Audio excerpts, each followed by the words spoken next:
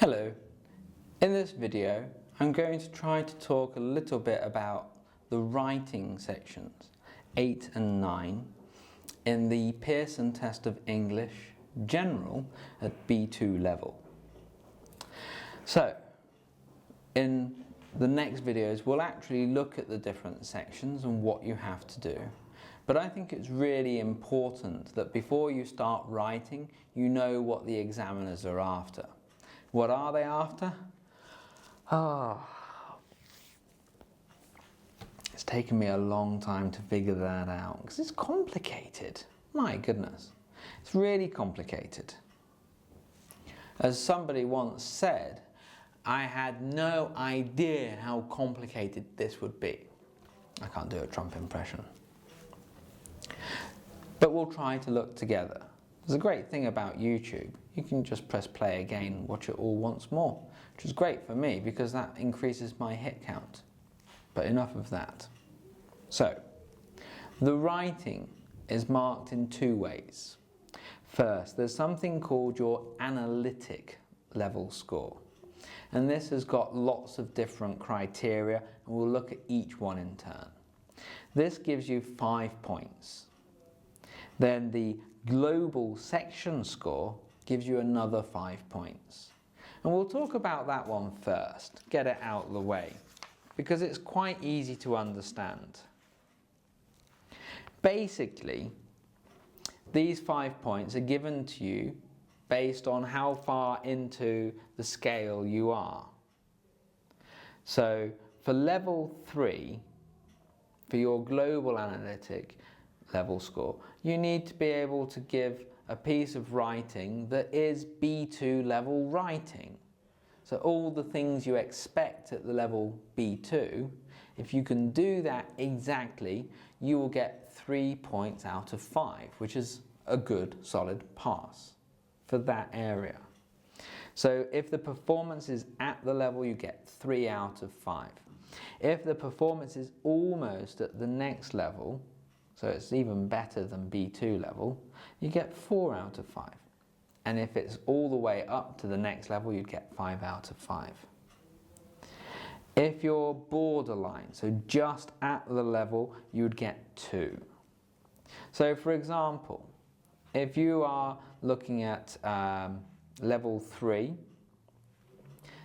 for the global, it says here that you can write clear, detailed texts on a variety of subjects related to your field of interest, combining and evaluating information and arguments from a number of sources.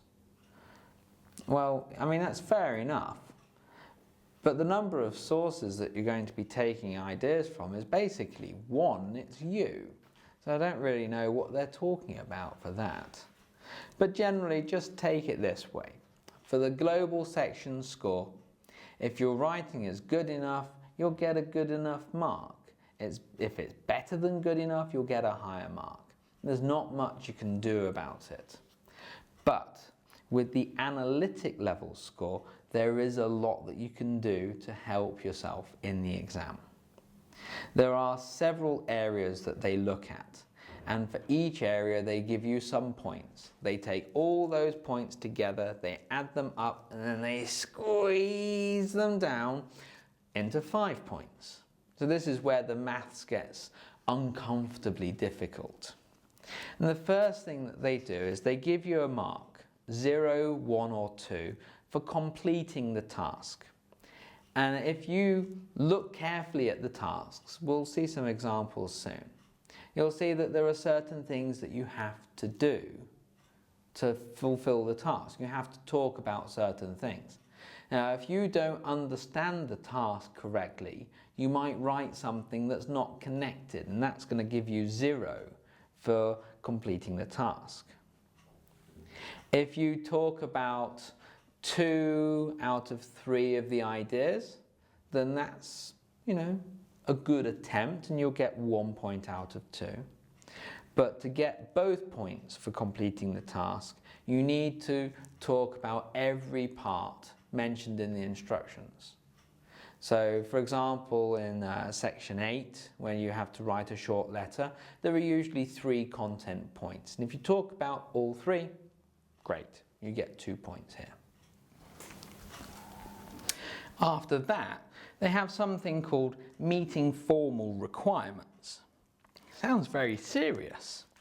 But again, you can only get a maximum of 2 points that get squashed down into that overall score. The formal requirements combines a couple of things.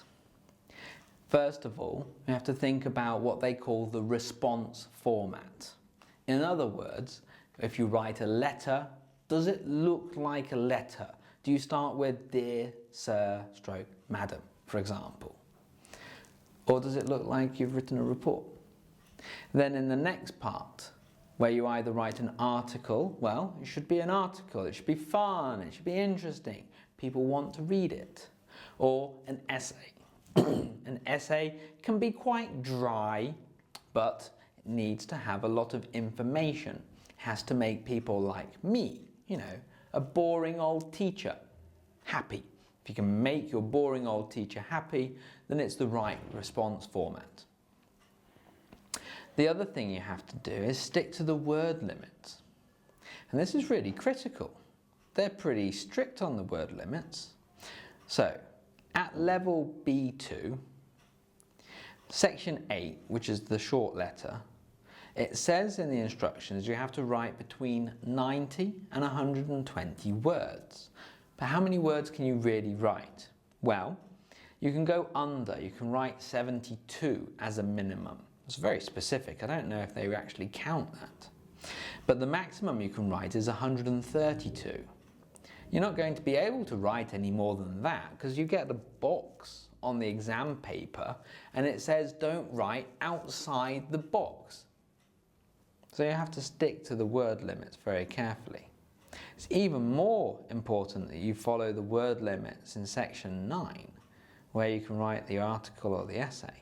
In the instructions it says between 150 and 200 words.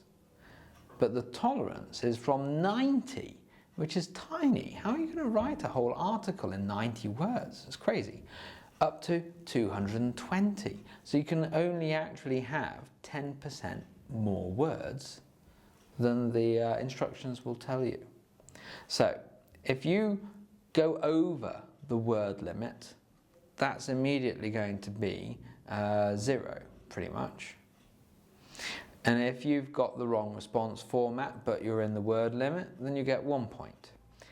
You should get 2 points for this. You should get within the word limit and the right response format to get 2 points. You should.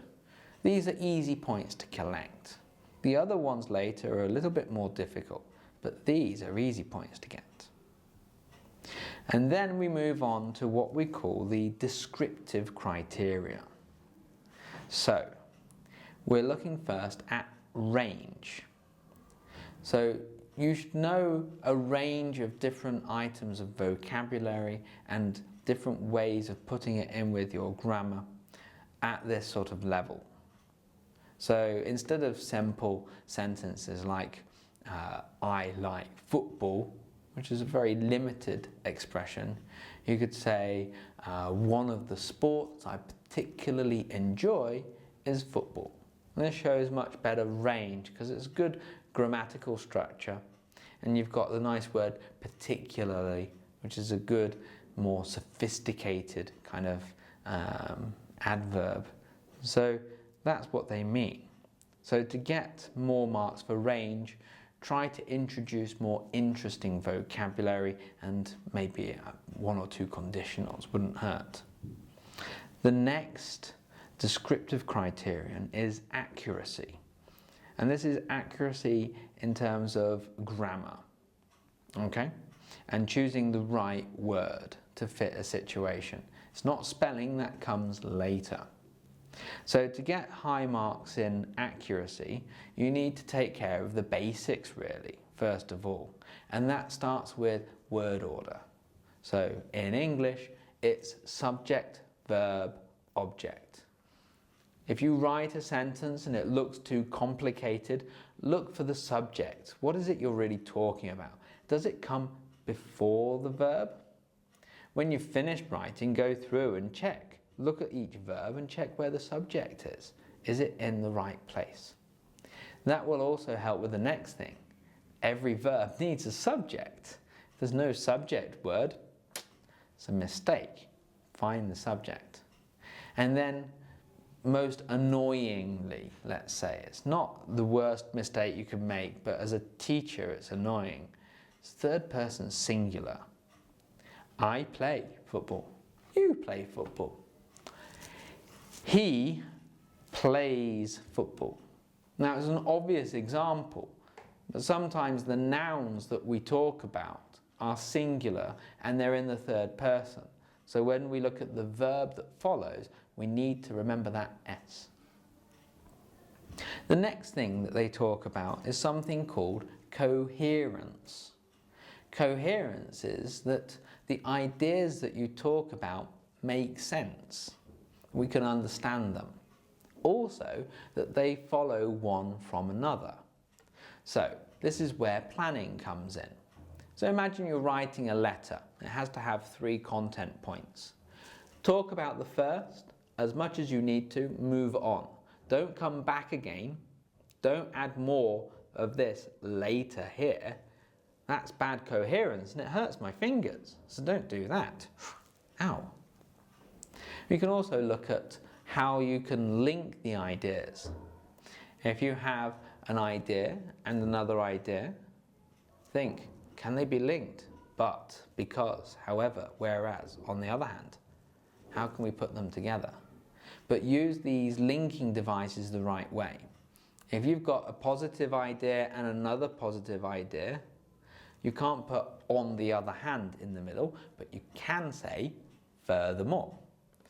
On the other hand would be this, on the other hand, this. So remember how these things work. And then the next descriptive criterion is something called orthographic control. It's a fancy way of saying your spelling. And those are all the different parts of the analytic score. So you have the task completion, 2 points are available there. Formal requirements, 2 points again. Range, you've got a maximum of 5, but if you are at B2 level, you should get 3 for that.